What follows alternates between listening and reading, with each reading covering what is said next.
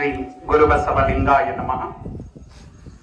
ಬಸವನ ಬೆಳಕೆ ಎಲ್ಲಾಡಿ ಬಂದೆ, ಭಾರತವೆಲ್ಲ ಸುತ್ತಾಡಿ ಬಂದೆ.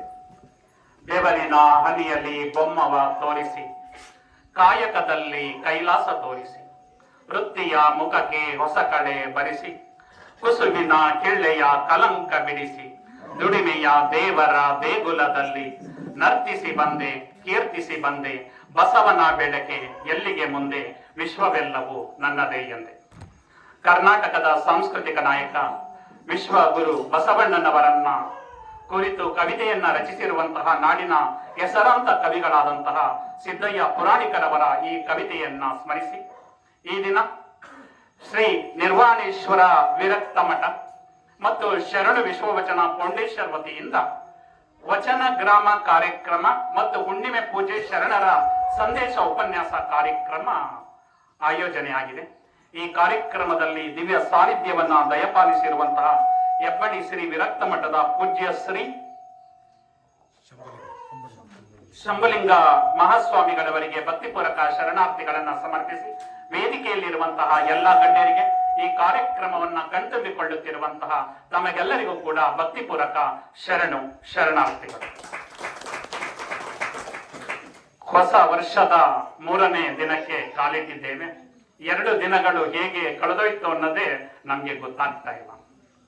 ಅದಕ್ಕೆ ಹೇಳ್ತಾರೆ, ಬಂದಿದೆ ಬಂದಿದೆ ಹೊಸ ಹೊಸ ವರುಷವು, ವಿಶ್ವದ ಮಂಗಳ ಅಂಗಳಕ್ಕೆ ತಂದಿದೆ ತಂದಿದೆ ನವ ನವ ಹರುಷವ, ಹೆಬ್ಬಣಿ ಮಠದ ಅಂಗಳಕ್ಕೆ.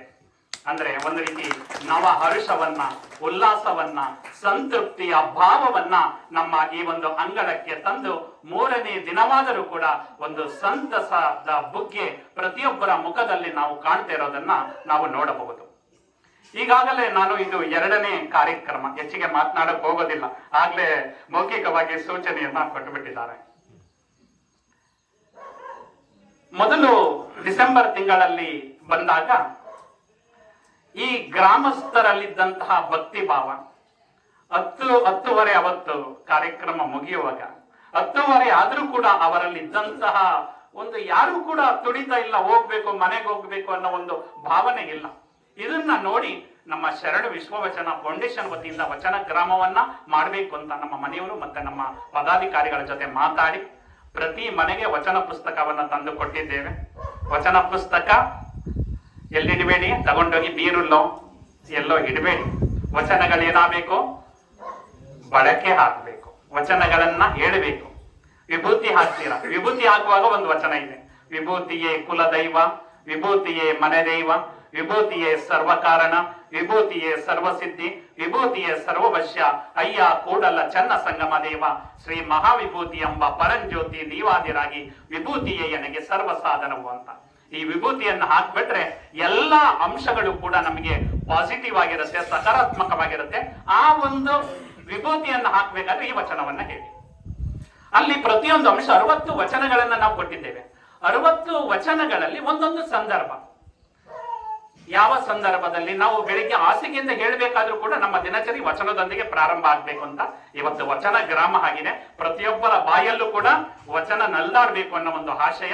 ನೀವು ಹಾಸಿಗೆಯಿಂದ ಹೇಳ್ತೀರಾ, ಎದ್ದಾಗ ಒಂದು ವಚನವನ್ನ ಹಾಸಿಗೆ ಮೇಲೆ ಕೂತ್ಕೊಂಡೆ ಹೇಳ್ಬೇಕು. ಆ ವಚನವನ್ನ ದಯಮಾಡಿ ಹೇಳ್ಕೊಳ್ತೀನಿ, ಎಲ್ಲ ಹೇಳಿ. ಎನ್ನ ವಾಮಕ್ಷೇಮ, ಧ್ವನಿ ಸಾಕಾಗ್ತಾ ಇಲ್ಲ, ಲಾಸ್ಟ್ ಟೈಮ್ ತುಂಬಾ ಗಟ್ಟಿಯಾಗಿ ಹೇಳಿದ್ರಿ, ಊಟ ಇದೇನ ಕೆಲವೇ ಕ್ಷಣಗಳಲ್ಲಿ ಬರುತ್ತೆ. ಎನ್ನ ವಾಮಕ್ಷೇಮ ನಿಮ್ಮದಯ್ಯ, ಎನ್ನ ಹಾನಿ ವೃದ್ಧಿ ನಿಮ್ಮದಯ್ಯ, ಎನ್ನ ಮಾನಾಪಮಾನವು ನಿಮ್ಮದಯ್ಯ, ಬಳ್ಳಿಗೆ ಕಾಯಿ ದಿಮ್ಮಿತ್ತೆ ಕೂಡಲ ಸಂಗಮ ದೇವ. ಈಗ ಕೆಲವು ವರ್ಷಗಳ ಹಿಂದೆ ಕೋವಿಡ್ ಬಂದ್ಬಿಡ್ತು. ಕೋವಿಡ್ ಬಂದ ಮೇಲೆ ನಾವು ಉಳಿಯೋದಿಲ್ವಾ ಅಂತ ಚಿಂತನೆ ಪ್ರಾರಂಭ ಆಗ್ಬಿಡ್ತು, ಚಿಂತೆ ಪ್ರಾರಂಭ ಆಯ್ತು. ಆದ್ರೂ ಕೂಡ ಕೋವಿಡ್ ಅನ್ನ ತಪ್ಪಿಸ್ಕೊಂಡು ಈ ಕಾರ್ಯಕ್ರಮವನ್ನು ಕಣ್ತುಂಬಿಕೊಳ್ತಾ ಇದೀವಿ ಅಂದ್ರೆ ಅದಕ್ಕೆ ಒಂದು ಶಕ್ತಿ ಇರುತ್ತೆ. ಆ ಕಾಣದ ಶಕ್ತಿಯ ಪರಶಿವ. ಎನ್ನ ವಾಮಕ್ಷೇಮನು ಕೂಡ ನಿಂದೆ, ಎನ್ನ ಹಾನಿವೃದ್ಧಿಯು ಕೂಡ ನಿಂದೆ, ಎನ್ನ ಮಾನ ಅಪಮಾನವೂ ಕೂಡ ನಿಂದೆ. ಬಳ್ಳಿಗೆ ಕಾಯಿ ದಿಮ್ಮಿತೆ, ಕುಂಬಳಕಾಯಿ ಬಿಡುತ್ತೆ ಬಳ್ಳಿಯಲ್ಲಿ, ಎಷ್ಟೊಂದು ದೊಡ್ಡ ಕುಂಬಳಕಾಯಿ ಇರುತ್ತೆ ಅಲ್ಲ, ಆ ಏನೇ ಕುಂಬಳಕಾಯಿ ಬಿಟ್ಟರು ಕೂಡ ಅದು ಬಳ್ಳಿಗೆ ಭಾರ ಆಗೋದಿಲ್ಲ. ಹಾಗೆ ಕುಂಬಳಕಾಯಿ ಬಳ್ಳಿಗೆ ಭಾರ ಆಗೋದಿಲ್ಲ, ಹಾಗೆ ನಾನು ಕೂಡ ಪರಿಸವನಾದಂತಹ ನಿನಗೆ ಭಾರ ಆಗದಂತೆ ನನ್ನನ್ನ ಕಾಪಾಡು ಅಂತ ಬೆಳಿಗ್ಗೆ ಹಾಸಿಗೆಯಿಂದ ಹೇಳ್ಬೇಕಾದ್ರೆ ಈ ವಚನವನ್ನ ಹೇಳಿ ಪ್ರತಿನಿತ್ಯದ ಕೆಲಸ ಲವಲವಿಕೆಯಿಂದ ಇರುತ್ತೆ, ಚಟುವಟಿಕೆಯಿಂದ ಇರುತ್ತೆ. ಈ ವಚನವನ್ನ ದಯಮಾಡಿ ಪ್ರತಿಯೊಬ್ಬರು ಕೂಡ, ಇನ್ನು ಅನೇಕ ವಚನಗಳಿದೆ, 60 ವಚನಗಳಿದೆ, 60 ವಚನಗಳನ್ನು ಕೂಡ ಹೇಳಬಲ್ಲೆ ನಾನು. 1000ಕ್ಕೂ ಹೆಚ್ಚು ವಚನಗಳನ್ನ ನಿರರ್ಗಳವಾಗಿ ಹೇಳಬಲ್ಲೆ, ಆದ್ರೆ ಅದು ಸಮಯ ಸಾಕಾಗೋದಿಲ್ಲ. ನಮ್ಮ ಬಬ್ರು ಅಣ್ಣವರು ಕೊಟ್ಟಿರುವಂತಹ ಸಮಯ ಸಾಕಾಗೋದಿಲ್ಲ. ನಮ್ಮ ಈ ಒಂದು ವಚನ ಪರಂಪರೆ ಪ್ರಾರಂಭವಾದದ್ದು ಬಸವಾದಿ ಪ್ರಮಥರಿಂದ. ಅನುಭವ ಮಂಟಪವನ್ನ ರಚನೆ ಮಾಡ್ತಾರೆ. ನಮ್ಮ ಮನೆಯವರು ಹೇಳಿದಾಗೆ ಬಸವ ಕಲ್ಯಾಣ ಬಸವಣ್ಣನವರ ಕಾರ್ಯಕ್ಷೇತ್ರ, ಬಸವಣ್ಣನವರ ಜನ್ಮಸ್ಥಳ ಬಸವನ ಬಾಗೇವಾಡಿ ಇಂಗಳೇಶ್ವರ, ಕಾರ್ಯಕ್ಷೇತ್ರ ಬಸವ ಕಲ್ಯಾಣ, ಐಕ್ಯ ಕ್ಷೇತ್ರ ಕೂಡಲ ಸಂಗಮ. ಈ 3 ಸ್ಥಳಗಳನ್ನು ನೋಡಿದ್ರೆ ಮಾತ್ರ ನಾವು ಒಂದು ಲಿಂಗಾಯತ ಪರಂಪರೆ ಹುಟ್ಟಿದ್ದು ಸಾರ್ಥಕ ಆಗುತ್ತೆ. ದಯಮಾಡಿ ಆ ಸ್ಥಳಗಳನ್ನು ನೋಡಿ ಬನ್ನಿ ಅಂತ ಲಾಸ್ಟ್ ಟೈಮ್ ಹೇಳಿದ್ದೇನೆ, ಈ ಸಲ ಕೂಡ ಹೇಳ್ತಾ ಇದ್ದಾನೆ. ಬಸವ ಕಲ್ಯಾಣದಲ್ಲಿ ಅನುಭವ ಮಂಟಪ ರಚನೆ ಆಗುತ್ತೆ. ಅನುಭವ ಮಂಟಪ ರಚನೆ ಆದಾಗ ಬಸವಣ್ಣನವರು ಅದನ್ನ ರಚನೆ ಮಾಡ್ತಾರೆ.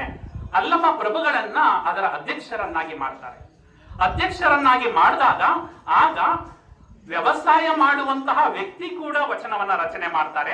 ದನ ಕಾಯುವಂತಹ ರಾಮಣ್ಣ, ದನಗಾಗಿ ರಾಮಣ್ಣ, ತುರುಗಾಗಿ ರಾಮಣ್ಣ ಅಂತ ಕರೀತಾರೆ, ಅವರು ಕೂಡ ವಚನವನ್ನ ರಚನೆ ಮಾಡ್ತಾರೆ. ಆಯ್ದಕ್ಕಿ ಮಾರಯ್ಯ, ಆಯ್ದಕ್ಕಿ ಲಕ್ಕಮ್ಮ ಅಂತ ಕರೀತಾರೆ, ಅವರು ಕೂಡ ವಚನವನ್ನ ರಚನೆ ಮಾಡ್ತಾರೆ. ಈ ಒಂದು ಅನುಭವ ಮಂಟಪದ ಒಂದು ಸುದ್ದಿ ಯಾವ ರೀತಿ ಪ್ರಚಾರ ಆಗುತ್ತೆ ಅಂದ್ರೆ, ಆಗ ಯಾವುದೇ ಮೊಬೈಲ್ ಇಲ್ಲ. 1970 ಅಂತರ್ಜಾಲ ಪ್ರಾರಂಭ ಆದದ್ದು.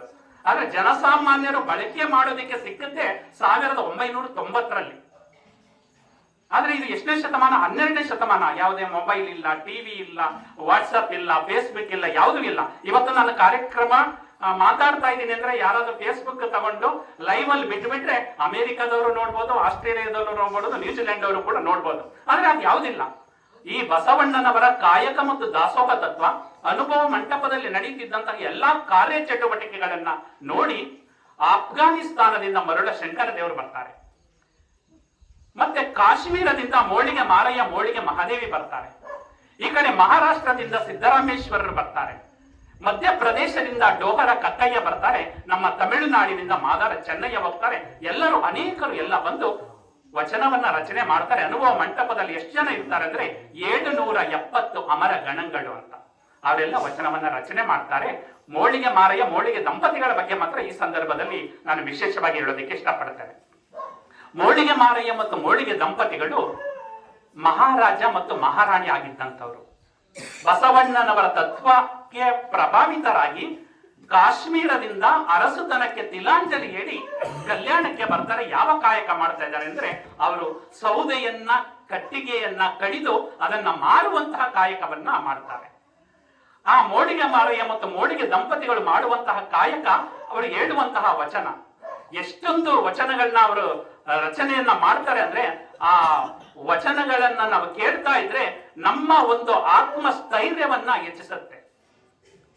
ಅವ್ರು ಹೇಳ್ತಾರೆ, ಮೋಳಿಗೆ ಮಾರಯ್ಯನವರು, ಆನೆ ಕುದುರೆ ಭಂಡಾರವಿರುದರೇನು, ತಾನುಂಬುದು ಪಡಿಯಕ್ಕಿ, ಒಂದಾವಿನ ಹಾಲು ಮಲಗುವುದರ್ಧ ಮಂಚ, ಈ ಹುರುಳಿಲ್ಲದ ಸಿರಿಯ ನೆಚ್ಚಿ ಕೆಡಬೇಡ ಮನುಜ, ಒಡಲು ಭೂಮಿಯ ಸಂಗ ಒಡವೆ ತಾನೇ ನೆಪ್ಪುದು, ಕೈಬಿಡಿದ ಮಡದಿ ಪರರ ಸಂಘ, ಪ್ರಾಣ ವಾಯುವಿನ ಸಂಘ, ಸಾವಿಂಗೆ ಸಂಗಡವಾರು ಇಲ್ಲ ಕಾಣ, ನೀ ಕಳಂಕ ಮಲ್ಲಿಕಾರ್ಜುನ ಅಂತ ಹೇಳ್ತಾರೆ. ಅಂತ ಅದ್ಭುತವಾದ ವಚನ.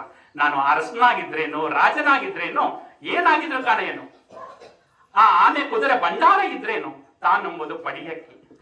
ಹೊಟ್ಟೆ ತುಂಬಿತು ಗಂಟಲಿವರೆಗೆ ಬಂತು ಅಂದ್ರೆ ಎಂತಹ ಅನ್ನ ಆಗ್ಲಿ, ಎಂತಹ ಮೈಸೂರು ಪಾಕ್ ಆಗ್ಲಿ, ಸಾಕು ನನಗೆ ಹೊಟ್ಟೆ ತುಂಬಿದೆ ಅಂತ ಹೇಳ್ತೀವಿ. ಪಡಿಯಕ್ಕಿನ ತಿಂತೀವಿ. ಕುಡಿಯೋದು ಒಂದು ಹಾವಿನ ಹಾಲು, ಒಂದು ಲೋಟ ಹಾಲನ್ನ ಕುಡಿತೀವಿ, ಹೆಚ್ಚಿಗೆ ಕುಡಿಯಕ್ಕಾಗಲ್ಲ. ನಾವು ಎಷ್ಟು ಕೆಲವು ದೊಡ್ಡ ಮಂಚ ಮಾಡಿಸ್ಬಿಡ್ತೀವಿ, ದೊಡ್ಡ 10-20 ಹಿಂಗೆಲ್ಲ ಬೆಡ್ರೂಮ್ ದೊಡ್ಡ ಫ್ಯಾಷನ್ ಆಗಿದೆ. ಎಷ್ಟೇ ದೊಡ್ಡ ಫ್ಯಾಷನ್ ಬೆಡ್ರೂಮ್ ಮಾಡಿದ್ರು ಕೂಡ ನಾವು ಮಲಗೋದು ಅರ್ಧ ಮಂಚದಲ್ಲಿ ಮಾತ್ರ, ಪೂರ್ಣ ಮಂಚದಲ್ಲಿ ನಾವು ಮಲಗೋಕೆ ಸಾಧ್ಯವಿಲ್ಲ. ಹಂಗೆ ಎಲ್ಲರೂ ಕೂಡ ನಾವು ಕೈ ಬಿಡ್ತಾರೆ. ಆದ್ರೆ ನಮ್ಮ ಸಾವಿಂಗೆ ಸಂಗಡವಾರು ಇಲ್ಲ ಕಾಣ ನೀ ಕಳಂಕ ಮಲ್ಲಿಕಾರ್ಜುನ ಅಂತಾರೆ. ಸಾವಿಗೆ ಹತ್ತಿರ, ಸಾವಿನ ಸಮೀಪ ಯಾರು ಕೂಡ ಬರೋದಿಕ್ಕೆ ಸಾಧ್ಯ ಇಲ್ಲ ಅನ್ನೋದನ್ನ ಕಳೆದ ಸಲ ನಾನು ಕಥೆಯ ಮುಖಾಂತರ 4 ಜನ ಪತ್ನಿಯರ ಕಥೆ ಹೇಳಿದ್ನಲ್ಲ, ಅದರಲ್ಲಿ ಹೇಳಿದ್ದೇನೆ. ಅದನ್ನ ನೀವು ಅರ್ಥ ಮಾಡಿಕೊಳ್ಬೇಕು ಅಂತ. ಅಂತಹ ಮೋಳಿಗೆ ಮಾರಯ್ಯ, ಮೋಳಿಗೆ ಮಹಾದೇವಿ ದಂಪತಿಗಳು ವಚನದಂತೆ ಬಾಳ್ತಾರೆ, ವಚನದಂತೆ ಬದುಕ್ತಾರೆ. ಅವರು ರಾಜರಾಗಿದ್ರೆ ಇಲ್ಲಿವರೆಗೆ ಯಾರು ನೆನ್ಪಿಟ್ಕೊಳ್ತಾ ಇರಲಿಲ್ಲ.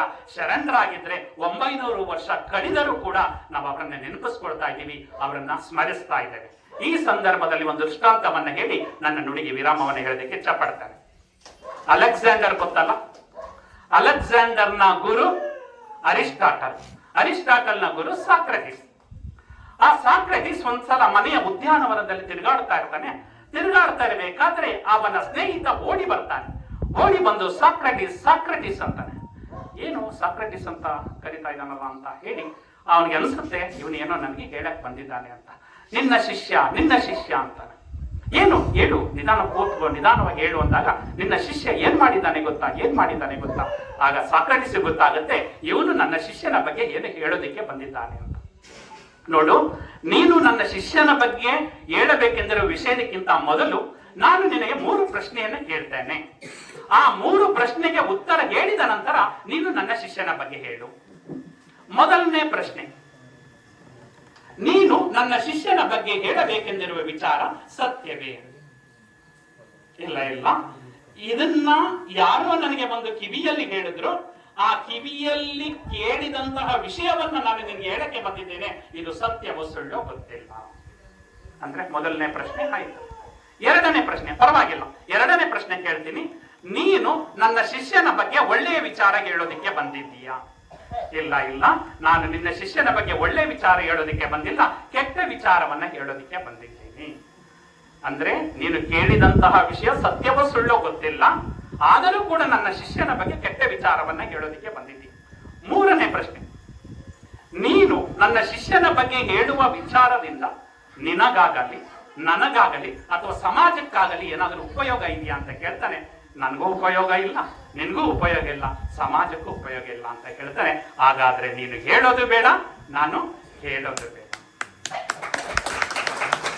ಹಾಗೆ ಅನೇಕರು ತುಂಬಾ ಚೆನ್ನಾಗಿರ್ತಾರೆ, ಗಂಡ ಹೆಂಡತಿ ಚೆನ್ನಾಗಿರ್ತಾರೆ, ಅತ್ತೆ ಸೊಸೆ ಚೆನ್ನಾಗಿರ್ತಾರೆ, ಅಪ್ಪ ಮಕ್ಕಳು ಚೆನ್ನಾಗಿರ್ತಾರೆ, ಓಡಬಿದ್ದಿಯರು ಚೆನ್ನಾಗಿರ್ತಾರೆ. ಅವರ ಮಧ್ಯೆ ಒಳ್ಳೆ ವಿಷಯವನ್ನ ತಂದು ವಿಷವಾಗುವ ರೀತಿಯಲ್ಲಿ ನಿನ್ನ ಮಗ ಹಂಗಂದ, ನಿನ್ನ ಸೊಸೆ ಹಿಂಗಂದ, ಹಿಂಗ ಅತ್ತೆ ಹಿಂಗಂದ ಅಂತ ಅನೇಕ ವಿಷಯಗಳನ್ನ ನಮ್ಗೆ ಹೇಳೋಕ್ ಬರ್ತಾರೆ. ಆ ಹೇಳೋಕೆ ಬಂದಾಗ ಈ ಸಾಕ್ರೆಟಿಸ್ ಕೇಳಿದಂತಹ 3 ಪ್ರಶ್ನೆಗಳನ್ನ ಹೇಳಿ ನಾವು ಏನ್ ಮಾಡ್ಬೇಕಾಗತ್ತೆ, ಅದನ್ನ ತಗೊಳ್ಬೇಕೋ ಬೇಡವೋ ಅನ್ನೋದನ್ನ ನಾವು ತೀರ್ಮಾನ ಮಾಡ್ಕೊಳ್ಬೇಕಾಗತ್ತೆ. ಅರ್ಥ ಆಯ್ತಲ್ಲ? ತುಂಬಾ ಜನ ಅತ್ತೆ ಸೊಸೆ ಜೊತೆಲಿ ಬಂದಿದ್ದೀರಿ ಈಗ, ಗೊತ್ತಾಯ್ತಲ್ಲ? ಅತ್ತೆ ಹೇಗಿರ್ಬೇಕು ಅಂದ್ರೆ, ಸೊಸೆ ಬಂದಿದ್ದಾಳೆ ಮನೆಗೆ, ಅತ್ತೆ ಹೇಗಿರ್ಬೇಕು ಅಂದ್ರೆ ಆ ಸೊಸೆಗೆ ತನ್ನ ತಾಯಿಯ ನೆನಪಾಗಬಾರ್ದು, ಆ ರೀತಿ ಇರಬೇಕು ಸೊಸೆ. ಇನ್ನು ಈ ಅತ್ತೆ ಹೇಗಿರ್ಬೇಕು ಅಂದ್ರೆ ತಾಯಿ ನೆನಪಾಗಬಾರ್ದು, ಸೊಸೆ ಹೇಗಿರ್ಬೇಕು ಅಂದ್ರೆ ಇವಳಿಗೆ ಮಗಳ ನೆನಪಾಗಬಾರ್ದು, ಆ ರೀತಿಯಲ್ಲಿ ಇರಬೇಕು. ಈ ರೀತಿ ಇದ್ದಾಗ ಬಾಂಧವ್ಯ ಗಟ್ಟಿಯಾಗತ್ತೆ. ಅಂತಹ ಬಾಂಧವ್ಯ ಅಂದ್ರೆ ಅದಕ್ಕೆ ಹೇಳ್ತಾರೆ ನಮ್ಮ ಸಿದ್ದರಾಮೇಶ್ವರ ಶರಣರು, ಒಬ್ಬರ ಮನವ ನೋಯಿಸಿ ಒಬ್ಬರ ಮನವ ಗಾತವ ಮಾಡಿ ಗಂಗೆಯ ಮುಳುಗಿದಡೇನಾಗುವುದಯ್ಯ, ಚಂದ್ರನು ಗಂಗೆಯ ತಡೆಯಲಿದ್ದಾಳೇನು ಕಳಂಕ ಬಿಡದಾಯಿತಯ್ಯ. ಒಬ್ಬರ ಮನವ ನೋಯಿಸದವನೇ, ಒಬ್ಬರ ಮನವ ಗಾತವ ಮಾಡದವನೇ ಪರಮ ಪಾವನ ನೋಡ ಕಪಿಲ ಸಿದ್ಧ ಮಲ್ಲಿಕಾರ್ಜುನ ಅಂತ ಹೇಳ್ತಾರೆ. ಒಬ್ಬರ ಮನಸ್ಸನ್ನ ನೋಯಿಸೋದು ಬೇಡ, ಒಬ್ಬರಿಗೆ ಗಾತವನ್ನ ಕೊಡೋದು ಬೇಡ. ಯಾರು ಮನಸ್ಸಿಗೆ ಗಾತವನ್ನ ಕೊಡೋದಿಲ್ವೋ ಅವರು ಪರಮ ಪಾವನ ವ್ಯಕ್ತಿಗಳಾಗಿ ರೂಪುಗೊಳ್ಳುತ್ತಾರೆ ಅಂತ ಹೇಳ್ತಾ ಇವತ್ತು ಹೆಬ್ಬಳ್ಳಿ ಗ್ರಾಮವನ್ನ ವಚನ ಗ್ರಾಮ ಅಂತ ಘೋಷಣೆಯನ್ನ ಮಾಡ್ತಾ ಇದ್ದೀವಿ. ನಿಮ್ಮ ಮಕ್ಕಳಿಗೆ ಪ್ರತಿಯೊಬ್ಬರಿಗೂ ಕೂಡ ವಚನವನ್ನ ಹರಿಸಿ. ಅನೇಕ ಸಂದರ್ಭದಲ್ಲಿ ಕಷ್ಟಗಳಿಗೆ ಎದುರಾಗುತ್ತೆ.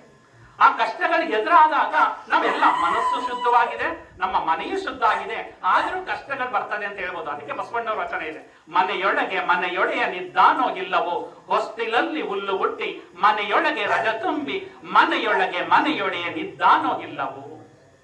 ತನುವಿನೊಳಗೆ ಉಸಿ ತುಂಬಿ ಮನದೊಳಗೆ ವಿಷಯ ತುಂಬಿ ಮನದೊಡೆಯ ಇದ್ದಾನೋ ಇಲ್ಲವೋ, ಇಲ್ಲ ಕೂಡಲ ಸಂಗಮಕ್ಕೆ ಮಾಡ್ತಾರೆ. ಮನೆಯ ಒಡೆಯ ವಾಸವಾಗಿರ್ಬೇಕು ಅಂದ್ರೆ ಏನಾಗಿರ್ಬೇಕು, ಇಲ್ಲಿ ರಂಗವಲ್ಲಿ ಹಾಕಿದ್ದಾರೆ, ಮಠದಲ್ಲಿ ಯಾರೋ ಇದ್ದಾರೆ ಅಂತ ಭಾವನೆ. ಏನು ಇಲ್ಲ, ಕಸ ಗಿಸ ಎಲ್ಲ ಬಿದ್ದಿದೆ ಅಂದ್ರೆ ಮಠದಲ್ಲಿ ಯಾರು ವಾಸವಿಲ್ಲ ಅಂತ ಆಗುತ್ತೆ. ಹಾಗೆ ಮನೆಯೂ ಕೂಡ, ಮನೆಯ ಮುಂದೆ ನೀವು ರಂಗೋವಲ್ಲಿ ಹಾಕಿ ನೀರನ್ನ ಹಾಕಿ ಸಾರಿಸಿದ್ರೆ ನಿಮ್ಮ ಮನೆಯಲ್ಲಿ ವಾಸವಾಗಿದ್ದೀರಾ ಅಂತ. ಪ್ರವಾಸಕ್ಕೆ ಹೋದ್ರೆ ಎಲ್ಲ ಏನಾಗಿರುತ್ತೆ, ಎಲ್ಲ ಧೂಳು ಎಲ್ಲ ಬಿದ್ದಿರುತ್ತೆ, ಈ ಮನೆಯಲ್ಲಿ ಯಾರು ಇಲ್ಲ ಅನ್ನುವಾಗಿದೆ ಅಂತ ಹೇಳ್ಕೊಂಡು ಹೋಗ್ತಾರೆ ಅಲ್ವಾ. ಹಂಗೆ ಮನೆಯಲ್ಲಿ ಮನೆಯ ಒಡೆಯ ವಾಸವಾಗಿರ್ಬೇಕಾದ್ರೆ ಮನೆಯ ಮುಂದೆ ಶುದ್ಧತೆ ಇರುತ್ತೆ. ಹಂಗೆ ಮನದೊಡೆಯ ಅಂದ್ರೆ ಆ ಪರಶಿವ ವಾಸಿಸಬೇಕು ಅಂದ್ರೆ ನಮ್ಮ ಮನಸ್ಸು ಶುದ್ಧವಾಗಿರಬೇಕು. ತನುವಿನೊಳಗೆ ಉಸಿ ತುಂಬಿ ಮನದೊಳಗೆ ವಿಷಯ ತುಂಬಿ ಮನದೊಡೆಯ ನಿದ್ದಾನು ಇಲ್ಲವ ಅಂತ ಹೇಳ್ತಾರೆ. ನಾವು ಸುಳ್ಳನ್ನ ತುಂಬಿಕೊಂಡು ಪಂಚೇಂದ್ರಿಯಗಳ ಆಸೆಯನ್ನ ದುರಾಸೆಯನ್ನ ಇಟ್ಕೊಂಡಾಗ ನಮ್ಮ ಮನದಲ್ಲಿ ಆ ಪರಶಿವ ವಾಸವಾಗೋದಿಲ್ಲ. ಆದುದರಿಂದ ಈ ದೇಹವನ್ನ ನಾವು ವಿಶೇಷವಾಗಿ ಕಾಪಾಡಿಕೊಳ್ಬೇಕು. ಅದಕ್ಕೆ ಅಲ್ಲಮ್ಮ ಪ್ರಭುದೇವರು ಹೇಳ್ತಾರೆ, ಕಾಲುಗಳೆಂಬುವು ಗಾಲಿ ಕಂಡಯ್ಯ. ಈ ಕಾಲುಗಳಿದೆಯಲ್ಲ ಇವು ಚಕ್ರ ಇದ್ದಂಗೆ, ದೇಹವೆಂಬುದು ತುಂಬಿದ ಬಂಡಿ ಕಂಡಯ್ಯ. ನಮ್ಮ ಈ ದೇಹ ಇದೆಯಲ್ಲ ಒಂದು ಸರಕನ್ನ ಸಾಗಿಸುವಂತಹ ಬಂಡಿ. ಬಂಡಿಯ ಒಡೆವರೈವರು ಮಾನಿಸರು. ಯಾರು ಬಂಡಿಯ ಒಡೆಯುವ ಐವರು ಮಾನಿಸರು? ಕಣ್ಣು, ಕಿವಿ, ಮೂಗು, ನಾಲಿಗೆ, ಚರ್ಮ, ಪಂಚೇಂದ್ರಿಯಗಳನ್ನ ಐವರು ಮಾನಿಸರು ಅಂತ ಕರೀತಾರೆ. ಒಬ್ಬರಿಗೊಬ್ಬರು ಸಮವಿಲ್ಲಯ್ಯ. ಕಣ್ಣು, ಕಿವಿ ಎಲ್ಲ ಒಂದೊಂದು ಅವರ ಕಾರ್ಯ ಒಂದೊಂದು ರೀತಿ ಮಾಡುತ್ತೆ, ಯಾರು ಕೂಡ ಸಮವಿಲ್ಲ. ಅದರಿಚ್ಛೆಯ ನರಿದು ನಡೆಯದಿದ್ದಡೆ ಅದರಚ್ಚು ಮುರಿಯಿತು ಗುಗೇಶ್ವರ ಅಂತ ಹೇಳ್ಬಿಡ್ತಾರೆ. ಅಂದ್ರೆ ಆ ಪಂಚೇಂದ್ರಿಯಗಳ ಆಸೆಯನ್ನ ಅರಿತು ನಾವು ಒಳ್ಳೆಯದಕ್ಕೆ ಬಳಸ್ಕೋಬೇಕು. ಕಣ್ಣದನ್ನ ಒಳ್ಳೆಯದನ್ನ ನೋಡ್ಬೇಕು. ಕೆಟ್ಟದನ್ನು ನೋಡಿದಾಗ ಏನಾಗುತ್ತೆ, ಅನಾಹುತಕ್ಕೆ ದಾರಿ ಆಗುತ್ತೆ. ಕಿವಿ ಒಳ್ಳೆಯದನ್ನ ಕೇಳೋದಕ್ಕೆ ತೊಡಗಿಸ್ಕೋಬೇಕು, ಕೆಟ್ಟದನ್ನ ಕೇಳಿದಾಗ ಏನಾಗುತ್ತೆ, ಅನಾಹುತಕ್ಕೆ ದಾರಿ ಆಗುತ್ತೆ. ಹಿಂಗೆ ಪಂಚೇಂದ್ರಿಯಗಳನ್ನ ಒಳ್ಳೆಯದಕ್ಕೆ ಬಳಸ್ಕೊಂಡಾಗ ಮಾತ್ರ ಸದುಪಯೋಗ ಆಗುತ್ತೆ. ಇಲ್ಲ ಅಂದರೆ ಅದರಚ್ಚು ಮುರಿಯಿತು ಗುಗೇಶ್ವರ, ನಮ್ಮ ದೇಹ ಏನಾಗುತ್ತೆ, ನಾಶದ ಕಡೆಗೆ ಹೋಗುತ್ತೆ ಅಂತ ಹೇಳ್ತಾ ಅಲ್ಲಮ್ಮ ಪ್ರಭುಗಳ ವಚನವನ್ನ ನಾವು ಜೀವನದಲ್ಲಿ ಅಳವಡಿಸಿಕೊಂಡು ಇವತ್ತು ವಚನ ಗ್ರಾಮದಲ್ಲಿ ಅನೇಕ ವಚನಗಳನ್ನ ಮನೆಯಲ್ಲಿ ಇಟ್ಕೊಂಡು, ಈಗ ನಮ್ಮ ಯಾರೋ ಒಬ್ರು ಹೇಳಿದ್ರು, ಯಾವುದು ಇಷ್ಟಲಿಂಗವನ್ನ ತೆಗೆದುಕೊಂಡು ಗೋಡೆಯಲ್ಲಿ ನೇತಾಕ್ಬಿಡಬೇಡಿ ಅಂತ. ಇಷ್ಟಲಿಂಗವನ್ನ ಎದೆಯ ಮೇಲೆ ಕಟ್ಕೊಳ್ಳಿ, ಎದೆಯ ಮೇಲೆ ಕಟ್ಟಿಕೊಂಡು ಪ್ರತಿನಿತ್ಯ ಬೆಳಿಗ್ಗೆ ಮತ್ತು ಸಂಜೆ ನೀವು ಇಷ್ಟಲಿಂಗ ಪೂಜೆಯನ್ನ ಮಾಡಿ ಅದರ ಜೊತೆ ಅನುಷ್ಠಾನವನ್ನ ಮಾಡಿ ನಿಮ್ಮ ಮುಖದ ಕಳೆ ಹೆಚ್ಚಾಗುತ್ತೆ. ಇವತ್ತು ನಿಮ್ಮ ಮುಖದ ಕಳೆ ನೋಡ್ತಾ ಇದ್ರೆ ಪ್ರತಿಯೊಬ್ಬರ ಮುಖವೂ ಕೂಡ ವಿಭೂತಿ ಮತ್ತೆ ನಿಮ್ಮಲ್ಲಿರುವಂತಹ ಕಳೆಯನ್ನ ನೋಡಿದ್ರೆ ನಿಮ್ಮಲ್ಲಿ ಈ ಒಂದು ಮಠ ನಿರ್ವಾಣೇಶ್ವರ ವಿರಕ್ತ ಮಠ ಅಂದ್ರೆ ನನಗೆ ಖುಷಿ ಆಗುತ್ತೆ. ಸ್ವಾಮೀಜಿಗಳಿಗೆ 3 ಸಲ 4 ಸಲ ಕಾಲ್ ಮಾಡಿದ್ರೆ ಫೋನ್ ರಿಸೀವ್ ಮಾಡಲ್ಲ. ಏನ್ ಸ್ವಾಮೀಜಿ ಕಾಲ್ ರಿಸೀವ್ ಮಾಡ್ತಾ ಇಲ್ಲ ಅಂದ್ರೆ ನಾನು ಕಾಯಕದಲ್ಲಿ ತೊಡ್ಕೊಂಡಿದ್ದೀನಿ, ಫೋನನ್ನ ಬಳಸಲ್ಲ ಅಂದ್ರು. ನಿಜವಾಗ್ಲೂ ಇಂಥ ಸ್ವಾಮೀಜಿಗಳು ನೋಡೋದೇ ನಾವು ವಿಶ್ವದಲ್ಲಿ ಅಪರೂಪದಂತಹ ವ್ಯಕ್ತಿತ್ವ ಅಂತ ನಾವಾದ್ರೂ ಭಾವಿಸಿದ್ದೇವೆ. ಯಾರು ಕಾಯಕ ಮಾಡೋದಕ್ಕೆ ಇಷ್ಟಪಡಲ್ಲ, ಎಲ್ಲ ಅವರು ಘಟವನ್ನ ಬೆಳೆಸಬೇಕು, ಮಠವನ್ನ ಬೆಳೆಸಬೇಕು ಅಂತಾರೆ. ಆದ್ರೆ ಅವರು ಹೋಗಿ ಜಮೀನಲ್ಲಿ ಕೆಲಸವನ್ನ ಮಾಡ್ತಾ ಇದ್ದಾರೆ ಅಂದ್ರೆ ಅದನ್ನ ಕೇಳಿ ನನ್ನ ಕರ್ಣಗಳು ಪಾವನವಾದವು. ಆದುದರಿಂದ ಇಂತಹ ಒಂದು ಮಠದ ಭಕ್ತರಾಗಿ ನೀವು ಈ ಮಠವನ್ನ ಯಶಸ್ವಿಯಾಗಿ ನಡೆಸ್ಕೊಂಡು ಹೋಗ್ಬೇಕು. ಪೂಜ್ಯರಿಗೆ ಬೆಂಗಾವಲಿಗೆ ನಿಂತು ಈ ಮಠದಲ್ಲಿ ಅನೇಕ ಕಾರ್ಯಕ್ರಮ ನಡೆಸಬೇಕು ಅಂತ ಹೇಳ್ತಾ ನಮ್ಮ ಪೂಜ್ಯರು ಕೂಡ ಕೇಳ್ಕೊಂಡ್ರು. ಬೇಸಿಗೆಯ ರಜೆಯ ಸಂದರ್ಭದಲ್ಲಿ ಒಂದು ಶಿಬಿರವನ್ನ ಏರ್ಪಡಿಸೋಣ, ನೀವು ಬಂದು ಇಲ್ಲಿ ಕಾರ್ಯಕ್ರಮವನ್ನು ಮಾಡಬೇಕು ಅಂತ. ಖಂಡಿತ ಗುರುಗಳೇ, ಒಂದು 3 ದಿನದ ಶಿಬಿರವನ್ನ ಏರ್ಪಡಿಸೋಣ, ನಿಮ್ಮ ಜೊತೆ ನಾವಿರ್ತೇವೆ. ಒಂದು ಒಳ್ಳೆಯ ಸತ್ಸಂಗವನ್ನ ಬೆಳೆಯೋದಿಕ್ಕೆ ನೀವು ಕಾರಣೀಭೂತರಾಗಿದ್ದೀರಾ. ನಿಮ್ಮ ಎಲ್ಲಾ ಒಳ್ಳೆಯ ಚಟುವಟಿಕೆಗಳಿಗೆ ನಮ್ಮ ಶರಣ ವಿಶ್ವವಚನ ಫೌಂಡೇಶನ್ ಬೆಂಗಾವಲಾಗಿ ಇರುತ್ತೆ ಅಂತ ಹೇಳ್ತಾ ಈ ಒಂದು ವಚನ ಗ್ರಾಮ ಕಾರ್ಯಕ್ರಮದಲ್ಲಿ ಸಮಯ ಇಲ್ಲ. ನಮ್ಮ ಭಗವಾನಣ್ಣನ ನೋಡ್ತಾ ಇದ್ದಾರೆ, ಹೆಚ್ಚು ಮಾತನಾಡಕ್ಕೆ ಹೋಗೋದಿಲ್ಲ. ಆದುದರಿಂದ ಪ್ರತಿಯೊಬ್ಬರು ಕೂಡ ಇವತ್ತು ನಿಮ್ಮ ಗ್ರಾಮವನ್ನ ವಚನ ಗ್ರಾಮ ಅಂತ ಘೋಷಣೆ ಮಾಡಿರೋದ್ರಿಂದ ನೀವು ಎದೆ ತಟ್ಟಿ ಹೇಳಬೇಕು, ನಮ್ಮ ಗ್ರಾಮ ವಚನ ಗ್ರಾಮವಾಗಿದೆ. ಪ್ರತಿಯೊಬ್ಬರ ಮನೆಯಲ್ಲಿ ವಚನ ಪುಸ್ತಕ ಇದೆ. ಆ ವಚನಗಳನ್ನ ಮಕ್ಕಳಿಗೆ ಕೊಡಿ. ನಾಳೆ ದಯಮಾಡಿ ವಾಟ್ಸಪ್ ನಂಬರ್ ಅನ್ನ ದಯಮಾಡಿ ತಗೋತೀವಿ. ಈಗ ಊಟಕ್ಕೆ ಕೂತ್ಕೊಂಡಾಗ ಆ ವಾಟ್ಸಪ್ ನಲ್ಲಿ ನೀವು ನಿಮ್ಮ ಮಕ್ಕಳು ಓದುತ್ತಿರುವಂತಹ ಫೋಟೋವನ್ನ ನಮ್ಗೆ ಶೇರ್ ಮಾಡಿದಾಗ ಆಗ ಮಕ್ಕಳು ಓದ್ತಾ ಇದ್ದಾರೆ ಅನ್ನೋ ಒಂದು ಭಾವ ನಮ್ಗೆ ಉಂಟಾಗುತ್ತೆ ಅಂತ ಹೇಳ್ತಾ ಪ್ರತಿಯೊಬ್ಬರು ಕೂಡ ಈ ಒಂದು ವಿಶೇಷ ಅಭಿಯಾನಕ್ಕೆ ಕೈ ಜೋಡಿಸಿದಂತ ತಮಗೆಲ್ಲರಿಗೂ ಶರಣಾರ್ಥಿಗಳನ್ನು ಅರ್ಪಿಸಿ ನಮ್ಮ ಶರಣ ವಿಶ್ವವಚನ ಫೌಂಡೇಶನ್ ವತಿಯಿಂದ ಈ ಕಾರ್ಯಕ್ರಮವನ್ನ ಮಾಡೋದಕ್ಕೆ ನಮ್ಮ ಪೂಜ್ಯರನ್ನ ಕೇಳಿಕೊಂಡಾಗ ತುಂಬಾ ಸಂತೋಷದಿಂದ ಒಪ್ಪಿ ಪ್ರತಿ ಮನೆಗೆ ನಮ್ಮ ಜೊತೆ ನಡ್ಕೊಂಡು ಬಂದ್ರು. ಪ್ರತಿ ಮನೆಗೆ ಬಂದು ಈ ಒಂದು ಪುಸ್ತಕವನ್ನ ಕೊಡೋದಕ್ಕೆ ನೆರವಾಗಿದ್ದಾರೆ. ಈ ಒಂದು ಪ್ರತಿ ಮನೆಯಲ್ಲಿ ನಡೆದಿರುವಂತಹ ಪ್ರತಿಯೊಂದು ವಿಡಿಯೋ ಕೂಡ ರೆಕಾರ್ಡ್ ಆಗಿದೆ. ಅದನ್ನ ನಮ್ಮ ಶರಣ ವಿಶ್ವವಚನ ಫೌಂಡೇಶನ್ ನ ಯೂಟ್ಯೂಬ್ ಚಾನೆಲ್ ನಲ್ಲಿ ಬಿಡ್ತೀವಿ. ಆ ಚಾನೆಲ್ ನಲ್ಲಿ ಬರುವಂತಹ ಪ್ರತಿಯೊಬ್ಬರ ಮನೆಯ ಫೋಟೋವನ್ನ ನೋಡಿ ಯಾರಾದ್ರೂ ಒಂದು 4 ಮನೆಯೋ 5 ಮನೆಯೋ ಪುಸ್ತಕ ಸಿಕ್ಕಿಲ್ಲ, ಯಾರು ಸಿಕ್ಕಿಲ್ಲ, ನಮ್ಮ ಈ ಕಾರ್ಯಕ್ರಮ ಮುಗಿದ ಮೇಲೆ ಇಲ್ಲೇ ಪುಸ್ತಕಗಳಿರುತ್ತೆ, ಆ ಪುಸ್ತಕಗಳನ್ನ ಕಲೆಕ್ಟ್ ಮಾಡ್ಕೊಳ್ಳಿ. ಮತ್ತೆ ಬೇರೆ ಗ್ರಾಮದವರಿಗೆ ಏನಾದ್ರೂ ಪುಸ್ತಕ ಸಿಕ್ಕಿಲ್ಲ ಅಂದ್ರೆ ವೇದಿಕೆಯಲ್ಲಿ ಬಂದು ಆ ಪುಸ್ತಕವನ್ನ ಸಂಗ್ರಹಿಸಿಕೊಳ್ಳಿ ಅಂತ ಹೇಳ್ತಾ, ಹೊರಡುವೆ ನಾನು ಹೊರಡುವೆ ಮುಂದೆ, ಬರುವುದು ವಿಶ್ವವು ನನ್ನಯ್ಯ ಹಿಂದೆ, ಅವರಿವರೆಂಬನೆ ಎಲ್ಲರೂ ಒಂದೇ, ಎಲ್ಲರಿಗಿರುವನು ಒಬ್ಬನೇ ತಂದೆ, ಬರುವೆನು ಬರುವೆನು ಭುವಿಯನ್ನು ಬೆಳಗಿ, ಬಸವನ ಬೆಳಗ್ಗೆ ಎಲ್ಲಾಡಿ ಬಂದೆ, ಭಾರತವೆಲ್ಲ ಸುತ್ತಾಡಿ ಬಂದೆ ಎಂಬ ಸಿದ್ದಯ್ಯ ಪುರಾಣಿಕರವರ ಕವಿತೆಯೊಂದಿಗೆ ನನ್ನ ಉಪನ್ಯಾಸ ಮತ್ತು ಅಧ್ಯಕ್ಷೀಯ ನುಡಿಗೆ ವಿರಾಮವನ್ನೇ ಹೇಳ್ತಾ ಇದ್ದೇನೆ. ಜೈ ಬಸವ, ಜೈ ಶರಣು.